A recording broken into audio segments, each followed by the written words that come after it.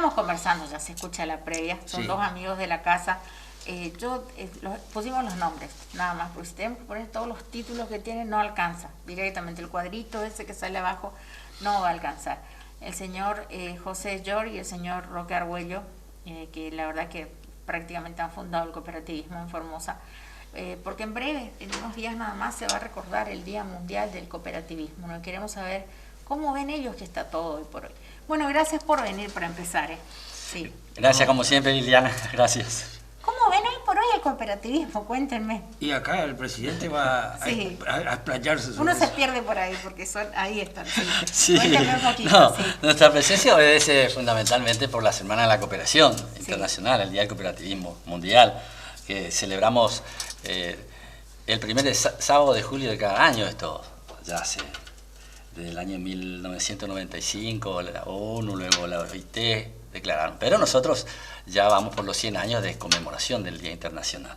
Así que ese es el motivo de nuestra presencia y bueno, estamos con todos los preparativos de ese encuentro que realizaremos el sábado a las 9 de la mañana en la plazoleta de la Cooperación, Dr. Sí, me León acuerdo Schumann. de la plazoleta. Bien. Sí, tal cual. Y bueno, en esta etapa que queremos evidenciar, Lili, siempre lo fuimos, pero en esta con mayor énfasis, que hay una crisis realmente mundial, hay una hambruna y todos los datos dicen que eso va a ser mayor. Sí, lo escuchaba el presidente Sí. en su discurso explicando eso. Sí. Esto no podemos decir en discursos hablando de presidentes, porque lo que están haciendo es eso. Sí. Y hay que plantear dentro de esa crisis global cuáles son las soluciones. Porque en realidad hoy lo que ya comenzamos a vivir es una guerra total de la hambruna contra lo que tienen. Y poquitos son lo que tienen. Es decir, demos un ejemplo. Vamos a ver si tenemos tiempo para desarrollar esta parte de la crisis. ¿Puede una persona comprar una empresa en 34.000 millones de dólares?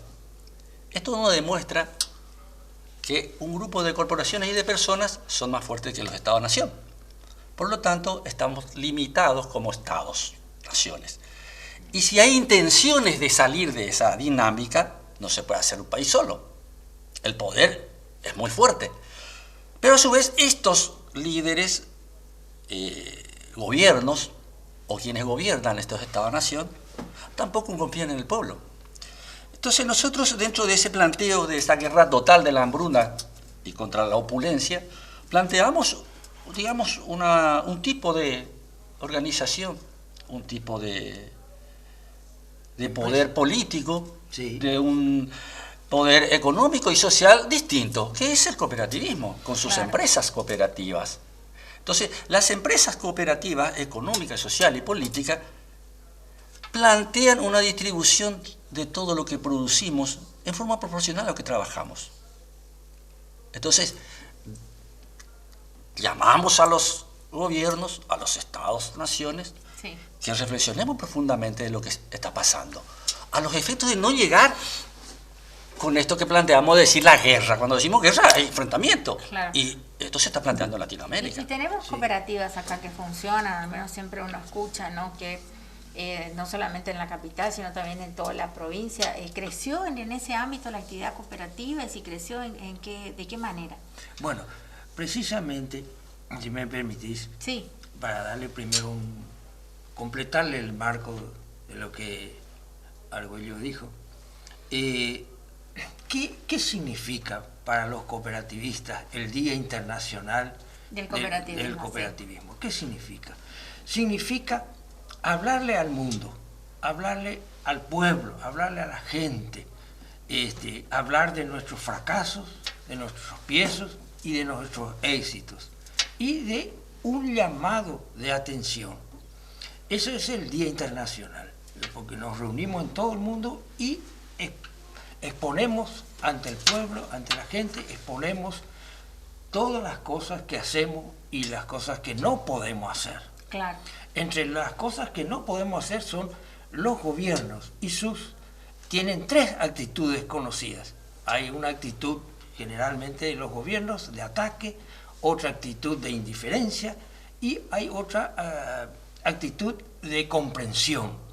Entonces, estas tres formas políticas con respecto al movimiento cooperativo nos va a definir si avanza o no avanza el cooperativismo. Y digo esto para que cada quien saque su conclusión. El planteamiento que hacemos es un llamado muy, muy importante y acorde a lo que está ocurriendo. Es decir, el capitalismo, tal como lo conocemos, como vivimos, llegó a su fin de su camino.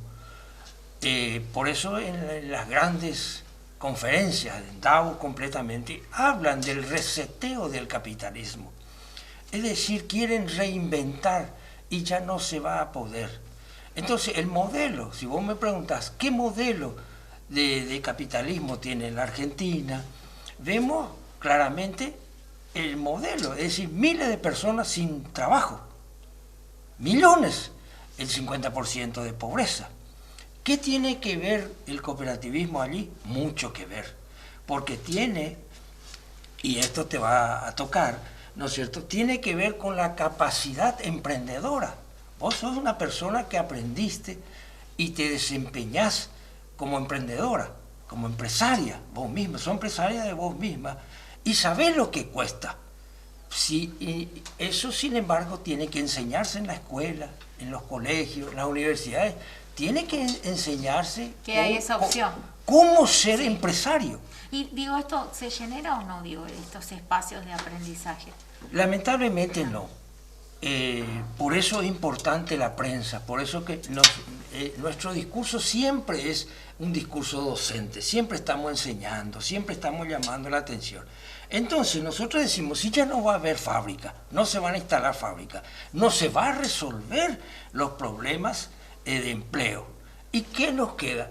Y nos queda emprender, nos queda organizarnos y formarnos como cooperativas y la producción, la comercialización, es decir, claro, resuelve el problema eso. No es que nosotros decimos, sino que en todo el mundo, las Naciones Unidas, la FAO, la CEPAL, todos los organismos fomentan el cooperativismo en todos los ámbitos como manera de resolver los problemas graves que tiene la sociedad. Sí. ¿No es cierto? Los campesinos, por ejemplo, que tenemos acá constantemente, vos le tomás contacto, le das la palabra, y que el Estado, que aquí, ¿no es cierto? Pero no se desempeñan como organización. Ellos apuestan solamente al aspecto gremial y empresario, sí, cuando que falta el poder, construir el poder político cooperativo, en el esquema que nosotros, técnicos, bajo la dirección del licenciado Roque Argüello, estamos, ¿no es cierto?, construyendo eso. Y tenemos una página, porque es a nivel latinoamericano, donde hemos podido, fíjese, Formosa, nosotros, esforzados profesionales de Formosa, logramos construir a nivel latinoamericano un espacio desde donde plantear políticamente el cooperativismo, porque el cooperativismo es muy poderoso económicamente en todo el mundo, pero no tiene representatividad política. Entonces sucede que no se cumplen las leyes fabulosas que hay sobre la educación cooperativa, escolar, universitaria, no se cumplen. ¿Eso qué significa? Que el cooperativismo formoseño, en este caso, o chaqueño, o misionero, no tiene el suficiente poder. Claro, por eso les consultaba, porque acá vemos que hay cooperativas que parece que crecen cada vez más, no solamente acá en Capital, sino también en todo el interior. De la observación que ustedes hacen, ¿se crece en conocimiento, se está avanzando? ¿En qué etapa estaríamos? Digo, si tienen un estudio. Sí, hecho, hoy la ¿no? misma pregunta me hicieron sí, en una radio y la respuesta fue no. Es decir, ¿qué está pasando? Porque el cooperativismo tiene su propia filosofía, su pensamiento, su principio y su doctrina, ¿no es cierto? Hay una ley, la 2337, que está imbuido de esa doctrina, que es distinto, por supuesto, a los otros modelos o paradigmas económicos, sociales, políticos. Entonces, aquí se creó, con todas las buenas intenciones, nosotros creemos desde el Estado, en plena crisis del año 2003, 2001 comenzamos, pero seguimos, para resolver los problemas de hambruna y de trabajo. Ahora, ¿qué pasó? para empezar, ya se hizo un decreto que violó esa ley nacional. Y segundo, en la forma de ejecución, fracasó. ¿Por qué fracasó? Porque se envió dinero. Y nosotros siempre decimos, primero hay que formar cuadros, hay que educar, formar cooperadores, emprendedores, empresarios, y después darle la cañita de pescar. Si vos no sabés pescar... Conocés bien, por ejemplo, las cooperativas que dependen de la municipalidad. Y por eso te vuelvo a decir, vos sabés bien cuánto cuesta ser emprendedora. Y estos muchachos y chicas que están en las cooperativas municipales no reciben esa educación y formación empresarial cooperativa. Claro, para que vayan asumiendo su rol de emprendedores, empresarios, y resuelvan su problema ellos solo y en este caso al Estado municipal. Entonces, salen del esquema de esta triste realidad y se las arreglan sola, para decirlo vulgarmente. Comienzan a liberarse desde esa organización. Pero otra cosa, ¿por qué decía yo que es el problema de recursos humanos? Porque no hay educación, no hay capacitación. Si yo no capacito, no educo, no puedo ser empresario de la noche, no se lo es. Puede existir empresario como nosotros los conocemos, en donde ya el hijo es abogado, contador, economista y hereda toda la riqueza del padre, entonces continúa. Pero en este caso no tenemos nada. ¿Cómo yo voy a construir si no es con un método cooperativo? ¿Cómo va a despertar esa potencia emprendedora? ¿Cómo va a canalizar? Y ese es un proceso educativo y formativo. Por ejemplo, ¿cómo ser presidente de una cooperativa? Que tiene que saber de economía, tiene que saber de política, tiene que saber cuestiones de mercado, marketing. Legales. Todo eso. Todo un tema. Entonces, eso nos está llevando a un camino sin salida, a miles de argentinos. Sí. O sea, no le damos más plata y mueren las cooperativas. Esto no es así. No debe ser así. O no debería ser así. Claro. Después están las cooperativas, el movimiento cooperativo que es muy fuerte. Muy fuerte. Fuertísimo. El movimiento cooperativo argentino, yo siempre esto cuento porque hay que hacer historia, en la década de los 70, Lili, llegó a producir al PBI el 25%. En estos momentos está entre el 8 y el 12% del PBI la producción cooperativa. Esas son empresas que aportan, que no aportan, jamás aportaron a la deuda externa, es decir, a la deuda privada. Es decir, resuelven los problemas concretos en el territorio. Bueno, este tipo de movimiento debemos consolidar, pero como dice acá José, el profesor licenciado, si no tenemos la herramienta política cooperativa, tampoco vamos a avanzar.